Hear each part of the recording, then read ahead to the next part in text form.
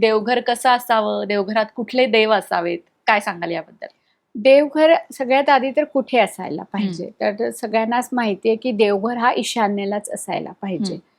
एकतर ईशान्य किंवा पश्चिम दिशा, ह्या दोन दिशामध्ये.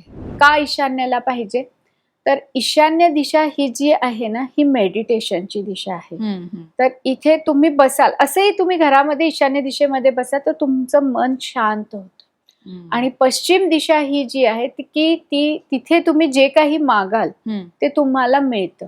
अच्छा. तर तुम्ही पश्चिम दिशा म्हणून आता आपण पूजा कशासाठी करतो? मागण्यासाठीच करतो, मेडिटेशनसाठी नाही करत. आधी होतं नामस्मरण, पूजा पाठ, पोथी वाचणं, हे सगळं होतं. म्हणून हल्ली मी सगळ्यांना म्हणते पश्चिम दिशामध्ये करा. म्हणजे तुमचं जे काही तुमची इच्छा असेल, इच्छापूर्तीची दिशा आहे ती, तुमची इच्छा ती पूर्ण होते.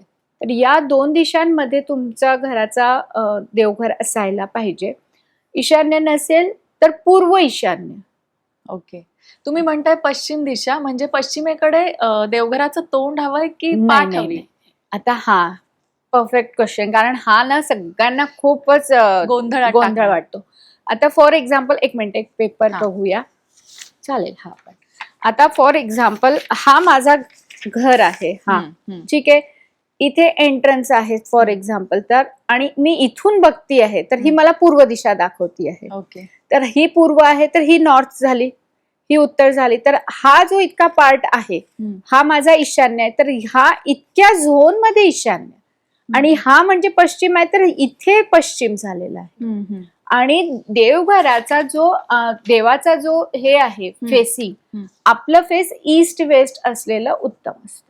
ओके. आपला चेहरा जो आहे तो पूर्वेकडे किंवा पश्चिमेकडे, दोन्हीकडे चालणार. म्हणजे देवघराचं तोंड जे आहे ते पूर्वेलाही चालणार आहे, पश्चिमेलाही चालणार आहे. पण जो देवघर ठेवायचा आपल्याला एक्झॅक्ट आहे तो ईशान्येमध्ये ठेवा किंवा पूर्व ईशान्येला ठेवा आणि पश्चिमेला ठेवा. या 2 ते 3 दिशा आहेत. पण आता तुम्ही म्हणाल आमच्याकडे या कोणत्याही दिशा नाही, मग आता आम्ही काय करणार आहात? तर मग तुम्ही पूर्वेला पण ठेवू शकता, उत्तम आहे. ओके. तुमचं फेसिंग हे पूर्व पश्चिम असायला पाहिजे. साधं सोपं पूर्व पश्चिम बसायचं असं आपण म्हणू शकतो की येस, तसंही आपण देवघर ठेवू शकतो आपण. पण बऱ्याचदा काय होतं की झोन हा मिळतोय पण पूर्व पश्चिम मिळत नाही, उत्तर दक्षिण मिळतं आहे. मग काय करू? तर झोन इज इम्पॉर्टंट. आधी ऑलवेज हे बघायचं की माझा झोन चांगला आहे का? येस, येतो आहे.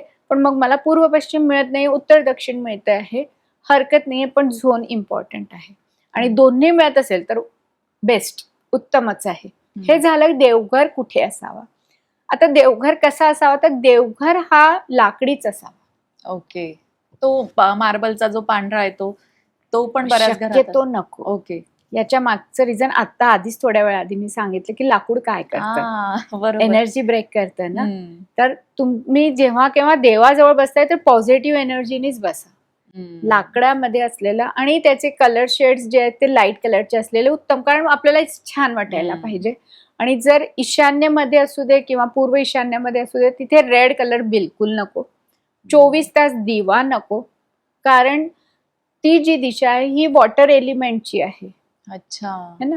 काही जणांच्या घरात ते 24 तास दिवा लावतात. त्याच्यासाठीच म्हटलंय मी इथे क्लिअर की तिथे 24 तास, तुम्हाला 24 तास दिवा लावायचा झाला तर तुम्ही साऊथ ईस्टला माता महालक्ष्मीजींचा फोटो लावा आणि तिथे दिवा लावा. ओके. त्याच्याने खूप चांगले इफेक्ट्स मिळतील. साऊथ ईस्ट म्हणजे आग्नेय दिशेला. आग्नेय दिशेला महालक्ष्मीचा फोटो तुम्ही ठेवा किंवा तुळजाभवानीचा ठेवा किंवा तुमच्या कुलदेवतेचा फोटो ठेवा आणि तिथे 24 तास दिवा लावा.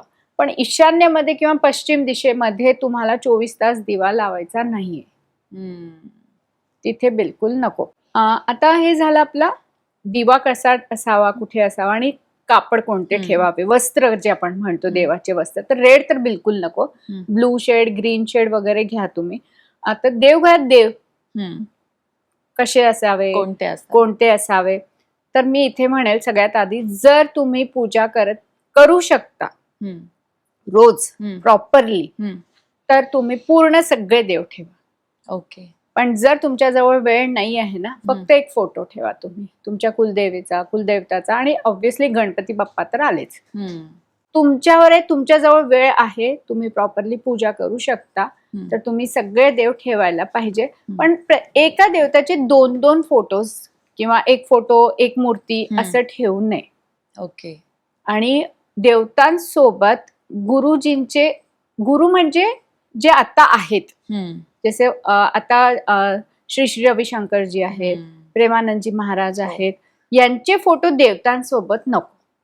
आपले पितरांचे फोटो देवतांसोबत देवघरात नको. ते वेगळे पाहिजे. किती केलं तरी ते मनुष्य आहेत आणि हे देव आहेत, म्हणून ते वेगवेगळेच असायला पाहिजे. हे वेगळे ठेवायला पाहिजे. आणि तुमचे जे इष्ट दैवत आहेत त्यांचा फोटो ठेवा. तुमच्याजवळ खूप वेळ नाही, हरकत नाहीये, नामस्मरण करा दिवसभर. सकाळी फक्त एक अगरबत्ती किंवा वॉट एव्हर जे काही तुम्ही थोडंफार करा. कारण पूजेचं तर तसं बघितलं तर खूप मोठी पूजा विधी असते, ती तुम्हाला करता येत नाही, हरकत नाही आहे. नामस्मरण करा, कारण देव हा आपल्या पूजेला नाही भुकेला आहे, भावचा भूक आहे. की येस तुम्ही फक्त हात जोडले, येस देव चालले, आता मी येते, मी आता. जसं मी दादा म्हणते तर माझ्या तोंडात तेच येत होतात, मी येते. हात जोडला तुम्ही आणि निघालेत. बाप्पांना म्हंटल की मी येते, एक दिवा लावला, हात जोडला आणि निघालेत, हरकत नाही आहे. पण जे काही करणार आहे आतून करा, घाईघाईत नाही हे म्हटलंय ते म्हटलंय मग हे करायलाच पाहिजे, ते करायलाच पाहिजे, घाबरून पूजा करू नका. मनोभावे जितकं होईल तितकंच करायचं आहे. आणि जे तुम्हाला आवडतात देवता ते ठेवायचेच आहेत. पण त्यातल्या त्यात गणपती, कुलदेवी, कुलदैवत यांचे फोटो नक्कीच असायला पाहिजे. आणि 2 नको, तुटलेले फुटलेले भंग झालेले देवतांचे फोटोज, मूर्तीज आपल्या मंदिरात बिलकुल नको. आपलं देवघर पण जे आहे छोटच असू द्या, पण तो पण व्यवस्थित असायला पाहिजे, तुटलेला वगैरे नको. बरोबर. अगदीच साध्या सोप्या पण महत्वाच्या टिप्स तुम्ही दिल्यात.